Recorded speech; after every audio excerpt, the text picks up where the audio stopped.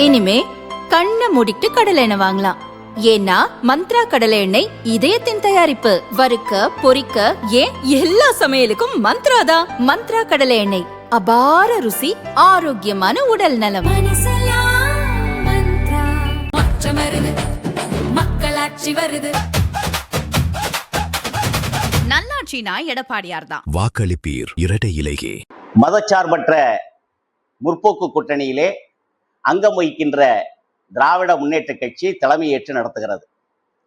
திராவிட முன்னேற்ற கழகத்தினுடைய தலைவர் மாண்புமை ஸ்டாலின் அவர்கள் காங்கிரஸ் கட்சிக்கு 2021ஆம் ஆண்டு நடைபெற்ற சட்டமன்ற தேர்தலிலே 25 சீட்டுகள் ஒதுக்கப்பட்டது. அதே எண்ணிக்கையிலேயே 2026 அன்றும் இந்த அளவிலே அவர்கள் 25 எண்ணிக்கை என்கின்ற அளவிலே காங்கிரஸ் கட்சிக்கு சீட்டை கொடுத்தார்கள்.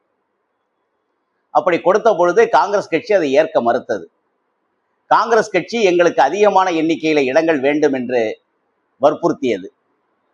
இதில் இந்த கூட்டணி நிலைக்குமா அல்லது குழப்பத்தில் முடிவு கட்டப்பட்டு விடுமா என்கின்ற எண்ணம் எழுந்த பொழுது மத்திய நிதியமைச்சர் முன்னாள் மத்திய நிதியமைச்சர் ப சிதம்பரம் அவர்களை மேலிடம் தளபதி அவர்களை சந்திக்க சொல்லி தளபதி அவர்களும் மனம் வந்து 3 எண்ணிக்கை அளவிலே சீட்டை அதிகமாக கொடுத்து 28 இடங்களை திராவிட முன்னேற்ற கழகம் காங்கிரஸ் கட்சிக்கு கொடுத்தது.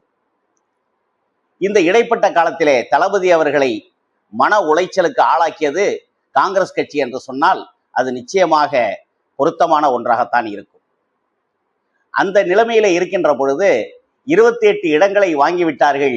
காங்கிரஸ் கட்சி இனி வளர்ந்துவிடும், காங்கிரஸ் கட்சி தமிழகத்திலே இன்னும் பலமாக காலூன்றும் என்று நாங்கள்லாம் எண்ணிக்கொண்டிருந்தோம். ஆனால் இவர்கள் கொள்கையை அடகு வைத்து கோடிகளுக்காகத்தான் இந்த சீட்டுகளை பெற்றிருக்கிறார்கள் என்று எண்ணிய பொழுது பின்னர் நாங்கள் வருந்துகின்ற அளவிற்கு காங்கிரஸ் கட்சியினுடைய செயல்பாடு இருந்தது என்பதுதான் உண்மை. இதிலே ராகுல் காந்தி அவர்களுக்கும் மன வருத்தம் உண்டு. இந்த மயிலாடுதுறை தொகுதியில கூட கோடியும் ஆடியும் விளையாடியதாக சொல்லுகிறார்கள். ஆடி என்றால் தமிழ் மாதம் அல்ல, ஆடி என்பது காரை சொன்னேன். இங்கே அதுவும் கொடுத்திருக்கிறார்கள் இதுவும் கொடுத்திருக்கிறார்கள் என்று பேசிக்கொள்கிறார்கள். இப்படி நிலைமை இருக்க காங்கிரஸ் கட்சி நாங்கள் ஒரு வேட்பாளரை போடுகிறோம் அப்படி என்று சொன்னால் மரியாதைக்குரிய மயிலாடுதுறை நாடாளுமன்ற உறுப்பினர் அம்மையார் அவர்கள் கூறுகிறார்கள், மயிலாடுதுறையிலே விருப்ப மனு கொடுத்தவர்கள் எல்லோருமே சட்டமன்ற தேர்தலிலே போட்டியிடுவதற்கு தகுதியானவர்கள் தான்.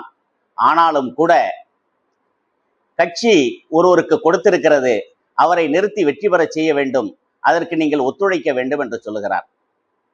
மயிலாடுதுறை ஒன்றும் சகாரா பாலைவனம் அல்ல. இங்கே மனித இனமும் ஜீவராசிகளையும் தேட வேண்டிய அவசியம் இல்லை. மயிலாடுதுறை என்பது அரசியல் ரீதியாக அரசியலை நன்கு உணர்ந்த மக்கள் இங்கே இருக்கிறார்கள். பாமரர்களிடத்திலே கூட நீங்கள் அரசியலை தெளிவாகவும் உன்னிப்பாகவும் பேசுவதை இந்த மண்ணிலே காணலாம். இந்த மண்ணிலே ஆள் இல்லை என்பது போல காண்பித்து ஒருவரை கொண்டு வந்து நிறுத்துகிறார், அவரை வெற்றி பெற செய்ய சொல்லுகிறார். கேட்டால் கட்சி மேலிடம் போட்டுவிட்டது என்று சொல்லுகிறார். நாங்கள் கேட்பதெல்லாம் ஒன்றுதான், இந்த மண்ணில் நிறைய மைந்தர்கள் இருக்கிறார்கள், அறிவுபூர்வமாக சிந்திக்கக்கூடிய ஆற்றல் படைத்தவர்கள் இருக்கிறார்கள். அவர்களையெல்லாம் விடுத்து நீங்கள் கையை அடையாளம் காட்டுகின்ற ஒரு ஆளுக்கு வாக்களிக்க வேண்டும் என்று சொன்னால் எப்படி வாக்களிப்பார்கள் என்பதுதான் மயிலாடுதுறை மக்களுடைய சிந்தனையாக இருக்கிறது. மரியாதைக்குரிய என்னுடைய அன்பான வேண்டுகோள், மயிலாடுதுறை மக்களுக்கு நான் தெளிவாக சொல்லிக் கொள்வேன், இதே நிலை நீடித்தால் நம் மண் புறக்கணிக்கப்பட்டுவிடும்.